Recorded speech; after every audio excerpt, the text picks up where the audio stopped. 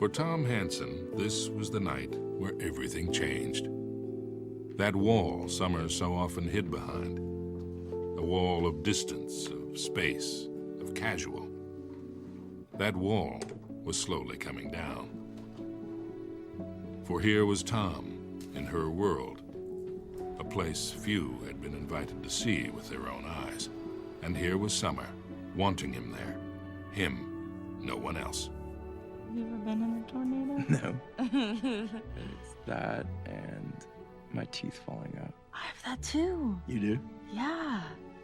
It's so weird. It's like being an old man.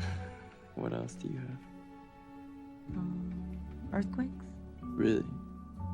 No. No, I dream sometimes about flying. It starts out like I'm running really, really fast, and I'm like superhuman. And the terrain starts to get really rocky and steep, and then I'm running so fast that my feet aren't even touching the ground, and I'm floating.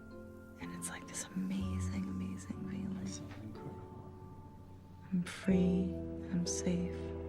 But then I realize I'm completely alone.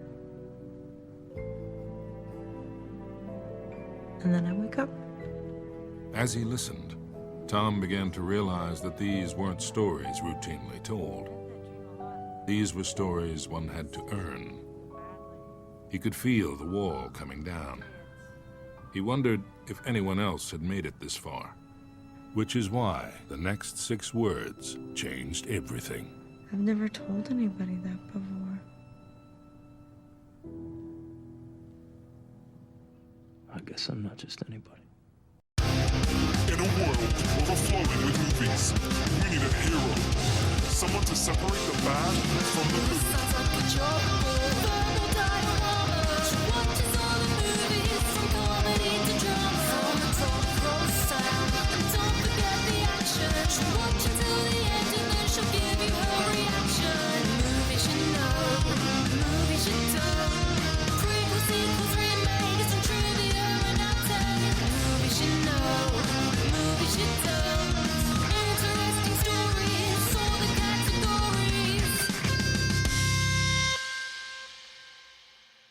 Hi everyone, I'm Em and welcome to Verbal Diorama episode 322, 500 Days of Summer. This is the podcast that's all about the history and legacy of movies you know and movies you don't. There's either an evil, emotionless, miserable human being, or she's a robot. Or maybe you're just remembering the good stuff. Seriously, I did get a comment on Spotify once claiming I was AI. I'm not. I am a genuine humanoid person with bones and flesh and whatever else you humans have, except emotions. I don't have those.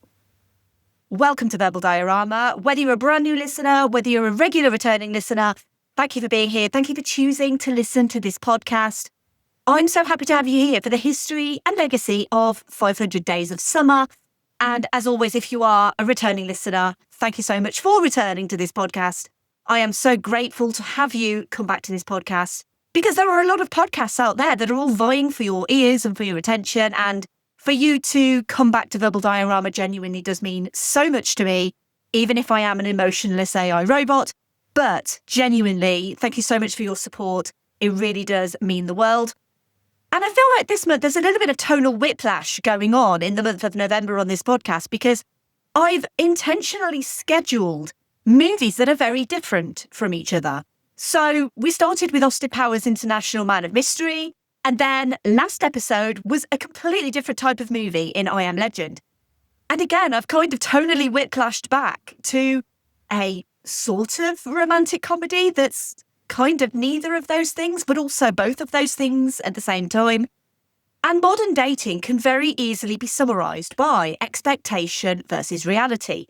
Your expectation is that the amazing person you've been chatting to on an app is just as delightful and funny in real life, that you'll just hit it off straight away, enjoy each other's company, and eventually end up dating.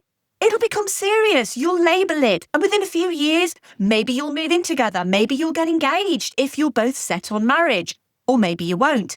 But love will blossom and you'll have met your person, your soulmate, your one true love, happily ever after, or at least that's what the movies tell us. The reality is, chatting on a dating app where they seem nice and normal and on paper, potential nice date, until you get to a date where they turn up 50 minutes late, get down on their knees in a crowded coffee shop and beg for forgiveness before bragging about how important they are at their job, and proceeding to tell a story about how they broke a bone when they were a child and then demonstrating how flexible that particular joint is before telling you they lied about facts on their profile. They aren't looking for anything serious and they actually hate cats. But they've already booked a concert for the second date, which is actually never going to happen. And then as soon as you make an excuse to leave, they go in for an awkward hug when their hand travels a bit further south than you're comfortable with. So you get home, quickly write out a "thanks for the date, but I don't think we're compatible, I wish you all the best" message, and then you unmatch them. And yes, all of those things have happened to me. Various different guys. I'm kind of amalgamating a load of different horrendous date stories together. But my point is, reality is nothing like expectation. And this movie proves it. Here's the trailer for 500 Days of Summer. I love the Smiths. Sorry? I said I love the Smiths. You've good taste in music. You like the Smiths? Yeah. To die by your side is such a heavenly way to die. I love them.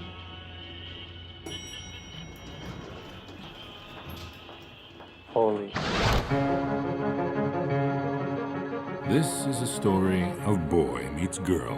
They made a statue of us. The boy, Tom Hansen, grew up believing that he'd never truly be happy until the day he met the one. The girl, Summer Finn, did not share this belief. Rummaging for answers. You should know up front, this is not a love story. I think we should stop seeing each other. Just like that? Just like that. Start from the beginning and tell us what happened. I tried to talk to her in the copy room. She's totally not having it. Maybe she was just in a hurry. And maybe she's an uppity, better than everyone super skank.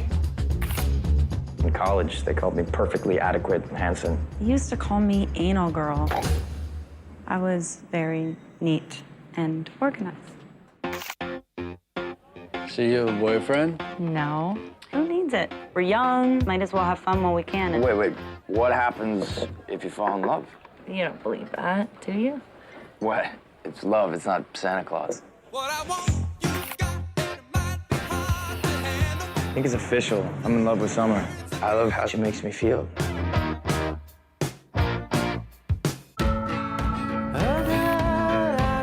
Did you ever even have a boyfriend? Of course. What happened? Why didn't they work out? What always happens? Life.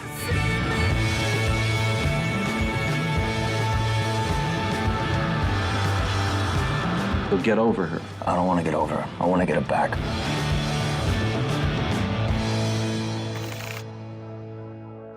We've been like Sid and Nancy for months now. We have some disagreements, but I hardly think I'm Sid Vicious. No, I'm Sid.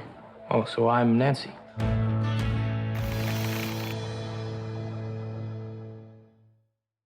Tom Hansen is an aspiring architect who currently earns his living as a greeting card writer, where he meets his boss's new assistant, Summer Finn. Tom falls in love at first sight and discovers that the pair have plenty in common. They both love the Smiths and they're both fans of surrealist artist Magritte. Before long, Tom is smitten. All he can think about is Summer. Tom believes deeply in the concept of true love and soulmates, and he's finally found his. Summer sees true love as the stuff of fairy tales and tells Tom she isn't looking for a serious relationship. Undaunted and undeterred by Summer's casual stance, Tom believes their love is the real deal and that Summer will eventually believe it too. Let's run through the cast of this movie. We have Joseph Gordon-Levitt as Tom Hansen, Zooey Deschanel as Summer Finn, Jeffrey Arend as Mackenzie, Chloe Grace Moretz as Rachel Hansen, Matthew Gray Gubler as Paul, Clark Gregg as Vance, Rachel Boston as Alison, and Minka Kelly as Autumn.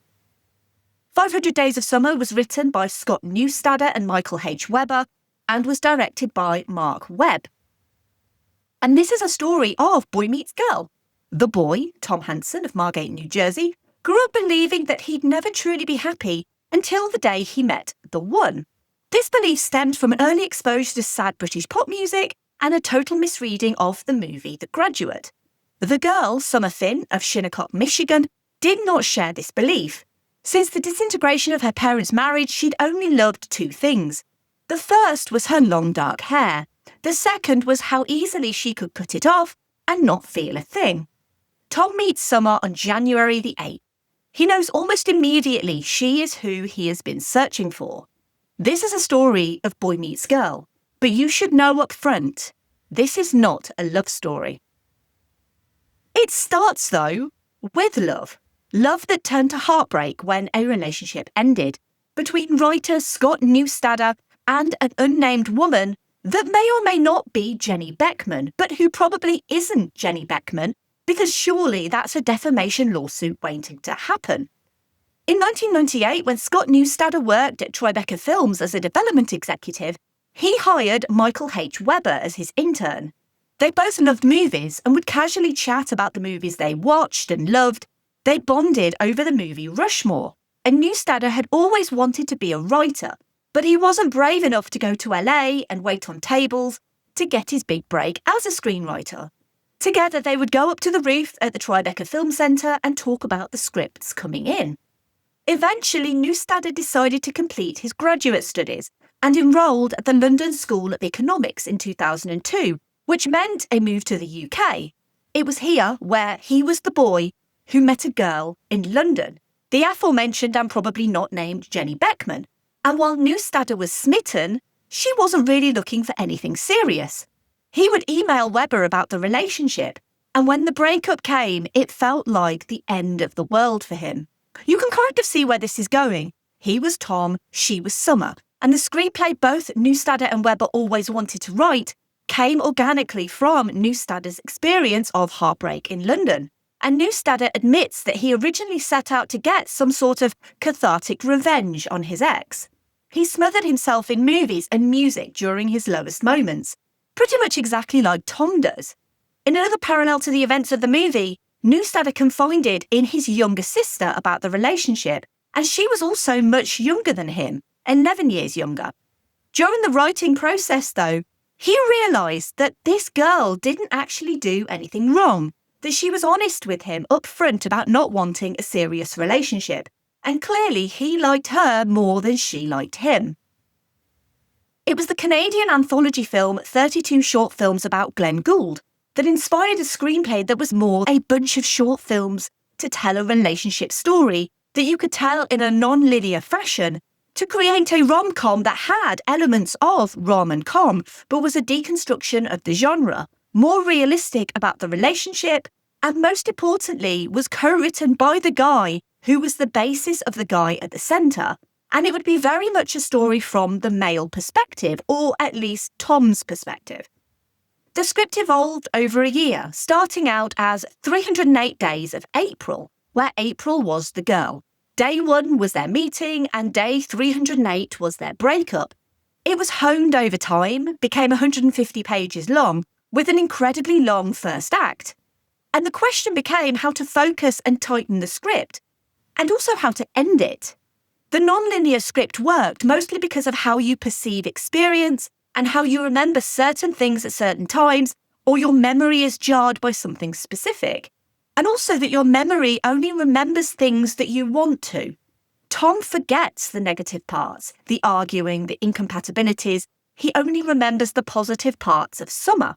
The script would start from a place of anger, but evolve into a place of contentment. They considered the idea that Summer would stop the movie after a certain scene and go, that's not how it actually happened. That she would take control and you'd see her version of events. It was a fun idea, but it violated the logic of the movie, because the movie is supposed to be entirely from Tom's point of view. And that's why we learn little to nothing about Summer, except for the background Tom has created for her. She is, in many ways, the manic pixie dream girl, but only because Tom doesn't really care about her, just about the idea of her. And that's why she's never fully fleshed out or given much personality. If it's not in the movie, Tom didn't care to remember it. Even when she does open up to him, Tom's internal monologue speaks over her. Summer asks Tom questions about his life, his experiences, and his dreams, but he never asks her. So the script had everything except an ending. And then the girl who didn't want a serious relationship with Scott Neustadter, or indeed anyone, suddenly became engaged to someone else. And that was the answer. Summer, the girl who didn't want anything serious, would randomly meet her person and she would marry him. The rare quote-unquote rom-com that doesn't end with the boy and the girl happily together ever after, but it does lead to both of them being happy. And to understand 500 Days of Summer's impact on the genre, we need to talk about rom-coms in the 2000s. 500 Days of Summer was partially inspired by When Harry Met Sally, in feeling like these were actually real people with real lives and real experiences. The 80s was the start of the high-concept rom-com, like When Harry Met Sally with its witty dialogue written by the incomparable Nora Ephron. Splash, which I should definitely do an episode on at some point because it changed the game for Disney, being the first Touchstone Pictures release, and added the fantasy element of Madison being a mermaid, also propelling the name Madison into the stratosphere. The 90s was the golden age of rom-coms with Pretty Woman, Sleepless in Seattle, Four Weddings and a Funeral, You've Got Mail, Notting Hill, all huge hits with big-name stars. The genre was full of clichés, predictable but comforting, and often built around a specific concept. For every Bridget Jones, there was a Pitch Perfect. The early mid-2000s was a goldmine of Kate Hudson, Matthew McConaughey, Jennifer Aniston, and Katherine Heigl starring generic rom-coms, or Judd Apatow R-rated comedies, and by the end of the decade, the genre felt tired. Rom-coms were no longer a draw for cinema-goers. DVD by post services changed viewing habits. Then streaming services changed it again, and mid-budget films just became something you didn't go to the cinema for. 500 Days of Summer understood there was rom-com fatigue. It wasn't the only movie that deconstructed or subverted the rom-com tropes, but it's the one we all remember. Maybe because wherever you are in your life, it feels personal. After a few years in London, Scott Neustadter moved back to LA, and the script felt a little too personal to him to shop around the studios. After getting fired as an assistant and working in TV, he had two choices: shop the script around or move back in with his parents. He and Webber got a handful of meetings with various managers and agents, and a broad comedy script they'd written before 500 Days of Summer was the script that the agents preferred, and so that was submitted around the studios as a spec script. But they didn't want to be known for that script. They wanted to sell 500 Days of Summer, so they advertised it as a new spec script. But it ended up shelved, with people confused about what it was. Was it a romance? Was it a comedy? Was it a drama? Was it a warning about toxic masculinity? No one really knew how to market it, but they liked it. It would lead to the pair being tapped to write The Pink Panther 2, and a job's a job. The expectation would be that studios would be biting off their hands for a chance to make 500 Days of Summer. The reality was the complete opposite. But the movie had its fans. Its producers, Mark Waters, Jessica Tuchinski and Mason Novick, who advocated for it at Fox Searchlight and encouraged the studio to take a chance on it. It would still take a year to get greenlit though, mostly due to the persistence of eventual director Marc Webb, who at that point was only known for directing music videos. He would see the script and love the ending. He thought it felt more real than the formulaic rom-coms Hollywood churned out during the genre's heyday. He would contact Fox Searchlight with storyboards and presentations to try to get them to greenlight the movie. The main issue seemed to be with the character of Summer, and whether any actresses would actually be willing to play the character. Webb met Joseph Gordon-Levitt on a whim and asked him who he thought should play Summer. Without hesitating, Gordon-Levitt suggested his friend Zooey Deschanel, who had worked with him on Manic in 2001. Deschanel was hired, and very quickly Joseph Gordon-Levitt joined the movie shortly afterwards. Because the pair were good friends, they had great chemistry, and they worked really well together. And it wasn't just Neustadter's romantic history on full display either. Everyone contributed cringeworthy moments to Tom and Summer's relationship. The awkward photocopy room kiss was experienced by director Marc Webb. The trips to IKEA were from Michael Webber's past relationships, including the fun first trip where they play house, and the second where the fun and joy just isn't there anymore. They shot those scenes at the IKEA in Burbank overnight when the store was closed. And filming took place in California starting in May 2008 through to June 2008, including at historic buildings like the Bradbury Building. Tom's favourite spot with the bench was filmed at Angels Knoll, a small green space overlooking downtown LA, the Continental Building and the old Angels Flight Railway, where Tom points out the Fine Arts Building and its designers, Walker and Eisen, being his favourite architects. The film's bench was even graced with a plaque. But as of July 2013, the park was fenced off due to state cutbacks, and it has never reopened, which is really sad because, looking on Google Maps, it looks like the only green space for blocks. This would be a small independent movie shot on location in and around Los Angeles, but whether you sympathise with or agree with Tom or Summer, costuming was vitally important to show just how much Summer infiltrated Tom's life and his mind. Zooey Deschanel is a beautiful woman, and she always looks great in slightly vintage fits, which worked because the filmmakers didn't want to tie the movie to a specific decade. There would be no Ugg boots, no beachwear, nothing too expensive. These were young people in their first jobs out of college, and only Summer Finn would wear blue to bring out Zooey Deschanel's eyes, but also to show how summery Summer Finn really was. Summer would be a thrifter, visiting many of LA's thrift stores to find vintage fabrics, reusing older designs. She wouldn't be sexualised and would always wear sensible shoes, as a young woman in LA without a car, and all of those things were considered. Marc Webb's only specific request to costume designer Hope Hannafin was that the Summer wears blue rule. No other character would wear any shade. Tom would be all about hipster vests, skinny slacks, leather sneakers and skinny ties. But of course, there is a very famous scene where everyone is wearing blue, and Summer is nowhere to be seen. Where Tom, after his first night with Summer, steps out of his apartment and into a full-blown dance number set to Hall & Oates' You Make My Dreams. It probably helped that Marc Webb made his name directing music videos. How else do you depict that rush of endorphins you get in a cinematic way? And obviously Tom was an extra emotional guy at that point in his life.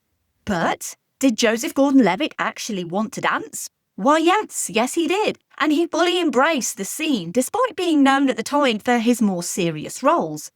Marc Webb contacted choreographer Michael Rooney, who he'd worked with before, and they worked on an original piece, with a cameo by Han Solo, of course, and the idea would be that Tom would be so elated by his night with Summer that this is the greatest day of his life, and he transitions into dance by being congratulated by people with its own visual messages like hitting a home run after getting past first base, second base and third base, and including iconic dance moves like Saturday Night Fever and Elvis Presley's Twist Legs.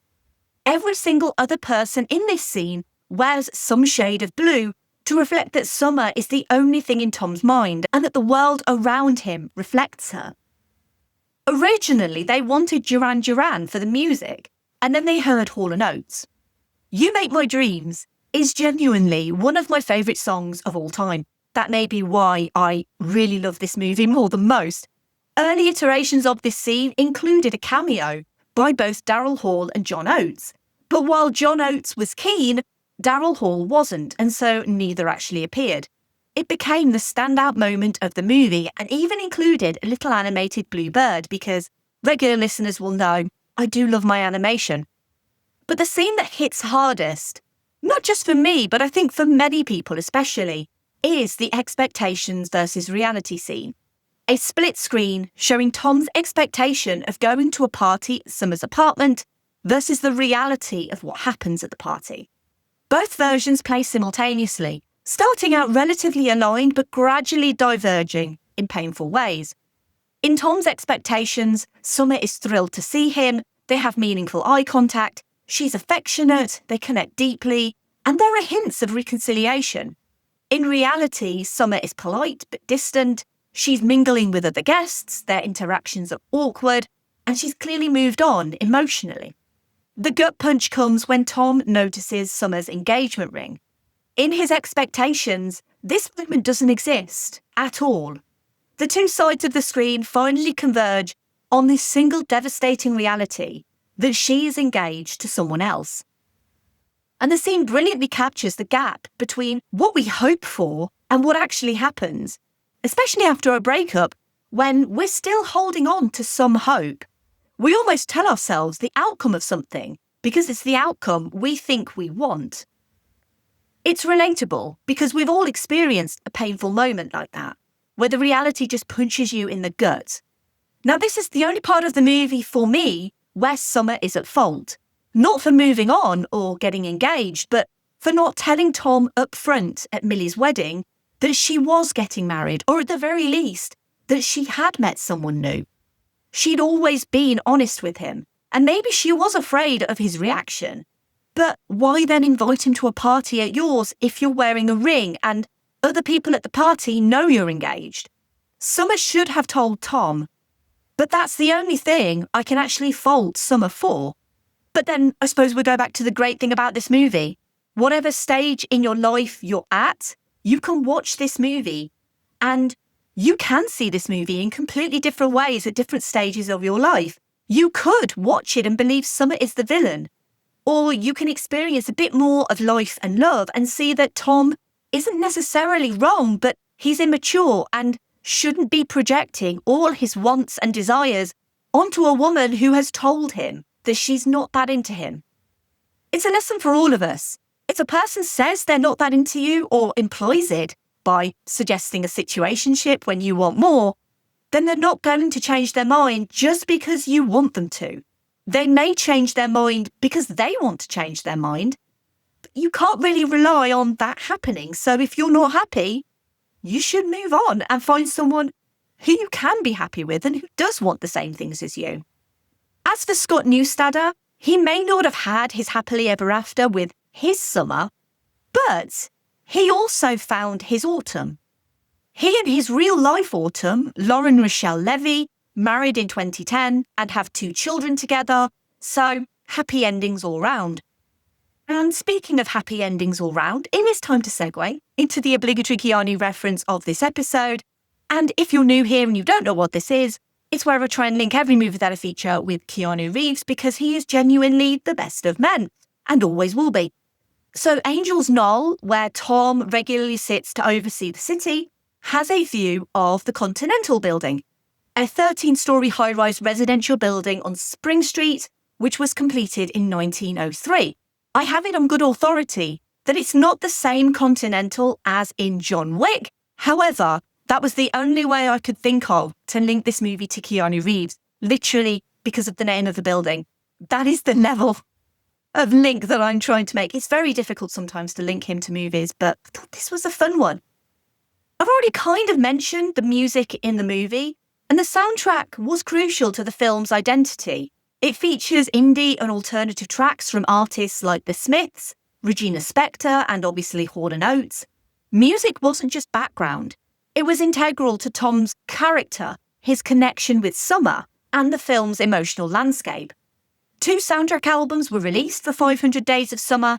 The first consisted of various pop songs from the film, and the second has the score, which was composed by Michael Danner and Rob Simonson.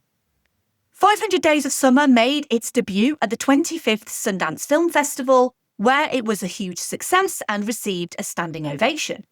In Europe, it premiered in Switzerland as the opening film of the 62nd Locarno Film Festival. 500 Days of Summer opened in the US and Canada on the 17th of July 2009 on a limited release and later expanded to a wide release on the 7th of August 2009. For a little independent movie, all of those things were a huge deal. It opened at 11th at the US box office from only 27 cinemas. It peaked at 9th in its 4th week as it opened wide to 817 cinemas, and it was bolstered by good word of mouth and an online marketing campaign that posted exclusive clips and used social media to promote the movie, including a partnership with a dating website, Guardian Soulmates, for a Screenmates event in which users of the site could win a chance to attend an early preview of the film, followed by a drinks reception in central London. On its modest $7.5 million budget, 500 Days of Summer grossed $32.4 million domestically in the US and $28.3 million internationally, for a total worldwide gross of $60.7 million.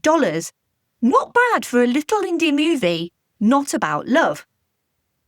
On Rotten Tomatoes, it has a rating of 86%.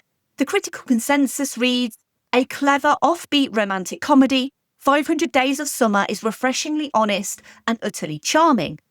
At the website's year-end Golden Tomato Awards, which honour the best-reviewed films of 2009, the film was second in the romantic category. It also placed in several critics' top 10 lists of 2009, including at number 1 for the St. Louis Post-Dispatch, number 2 for About.com and the Capital Times, and number 3 for BBC Radio 1.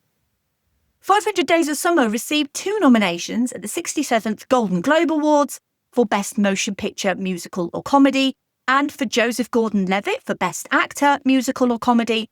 It would lose Best Motion Picture, Musical or Comedy to The Hangover and Best Actor, Musical or Comedy to Robert Downey Jr. for Sherlock Holmes.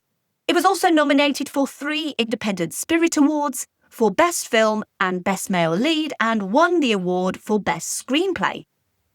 Scott Neustadter and Michael H. Weber received multiple awards for the screenplay, including the 2009 Hollywood Film Festival's Hollywood Breakthrough Screenwriter Award, the Satellite Award for Best Original Screenplay, the Southeastern Film Critics Association Award for Best Original Screenplay, and the Las Vegas Film Critics Society Award for Best Screenplay. Entertainment Weekly interviewed Joseph Gordon-Levitt and Zooey Deschanel on the 10th anniversary of the movie in 2019, and they talked about its cultural impact, but mostly about viewers' frequent misconceptions of their characters, and both are refreshingly honest about who they think the real villain of the movie is. And, spoiler alert, it's not Summer Finn. In researching this movie, it surprised me how controversial it actually is. And I get you either like it or you don't. I'm very much in the former camp. But a lot of the controversy seems to be around unlikable and pretentious characters, or specifically the manic pixie dream girl trope. And I think much of this criticism comes down to the character of Summer rather than Tom. But there's a reason why Summer comes across the way she does. She is actually a reflection of Tom's self-indulgence and arrogance. Summer is whatever Summer is because Tom is framing her in that way. Summer is the quote-unquote perfect girl because that's how Tom sees her, not how Summer sees herself. Tom creates an entire backstory for Summer, not actually taking the time to find out about her real backstory. When he does ask about her past relationships, the photos we see on screen aren't the people Summer dated, but who Tom thinks Summer dated. Tom is inherently unlikable, but that's not a bad thing. Tom is just the sort of person who projects perfection onto someone who will never live up to that perfection, which, to be honest, is something I've probably been guilty of in the past too.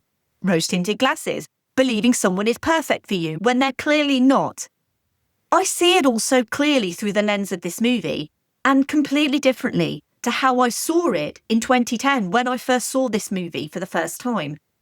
The whole point is the movie is taking that stock rom-com character, whatever gender they may be, in this case Tom, and pointing out the flaws of that behaviour, not having it praised purely because they're the lead character in your movie.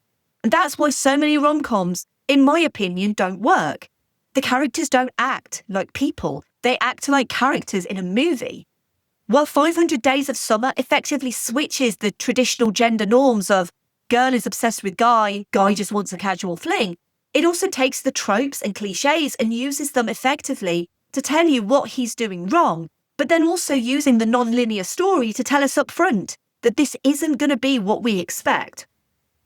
Even the cinematography is meant to highlight the conceited nature of rom-coms, the use of colour to put focus on Summer because that's what Tom wants, but also the pretentious, sepia-toned films that are literally his depression, void of all colour. Because without Summer, is colour even worth it? Without Summer, is music even worth it? The way the movie uses music to literally tell you what Tom thinks or wants. He and Summer bond over the Smiths. So when they break things off, he plays the Smiths in the office to get her interest.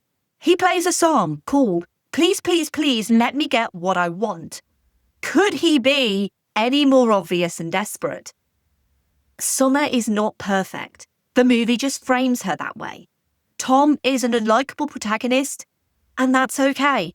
We all want to have that you make my dreams moment, as long as it's with the right person. Whether for Tom that's autumn is another conversation entirely.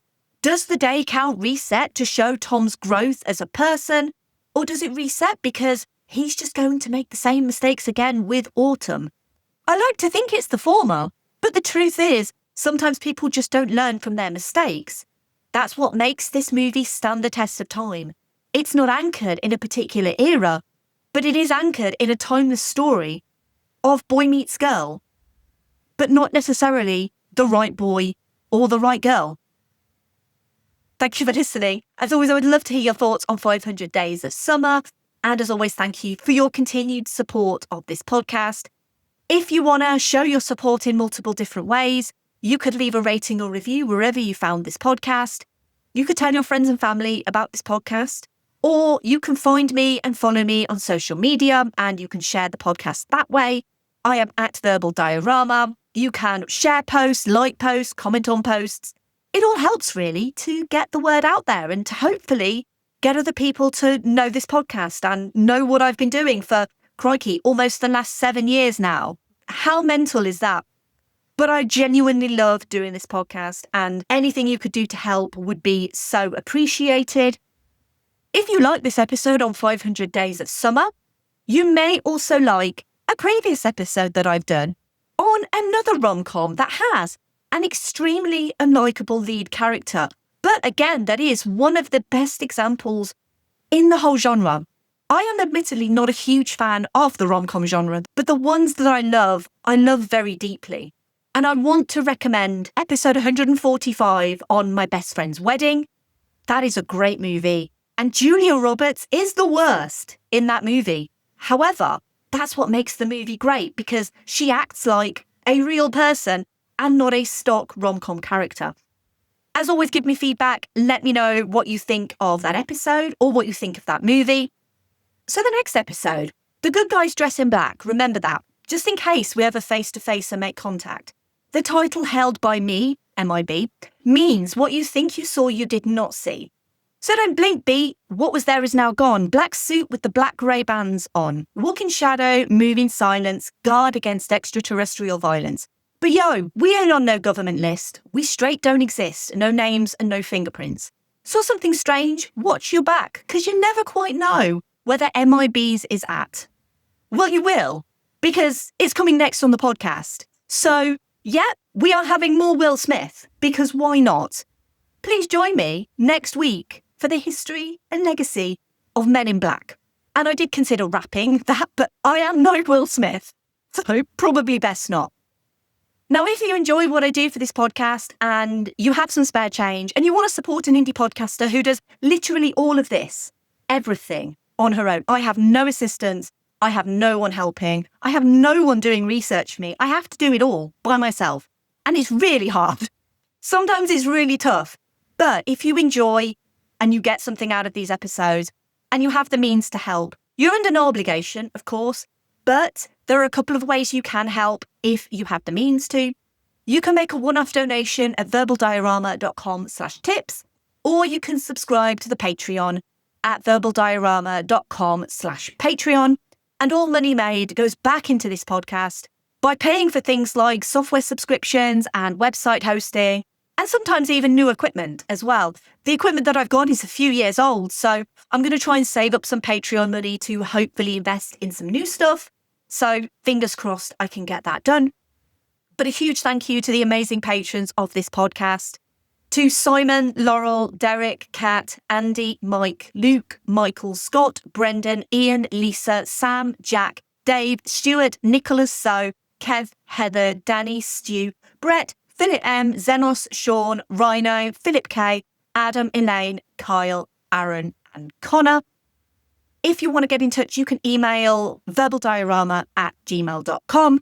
You can also go to the website verbaldiorama.com and you can fill out the contact form. You can say hello, you can give feedback, or you can give suggestions, or you can just say, I listened to this episode and I watched the movie and this is what I thought of the movie. I would genuinely love to hear from you. You can also DM me on social media as well. I really love to hear from people and I always try to respond as quickly as possible. Sorry if you've emailed and I haven't responded yet. I promise I will get round to doing it ASAP. But obviously doing a podcast on your own and having a full-time job, sometimes I get a little bit busy, but I will respond as soon as I can. I'm hugely grateful to you all for your support. And finally,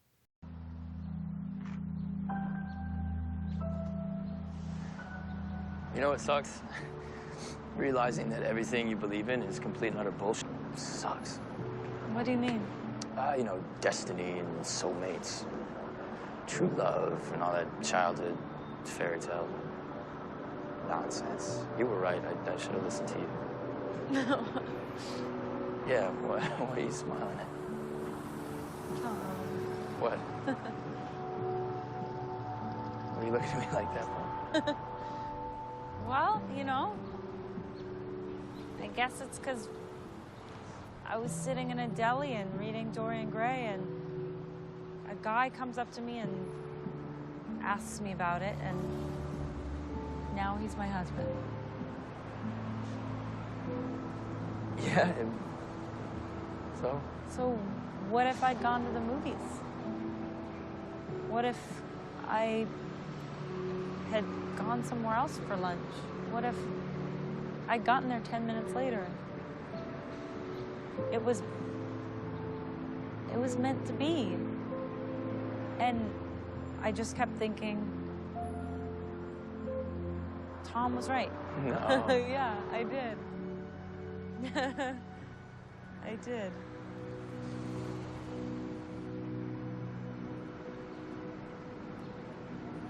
It just wasn't me that you were right about. bye.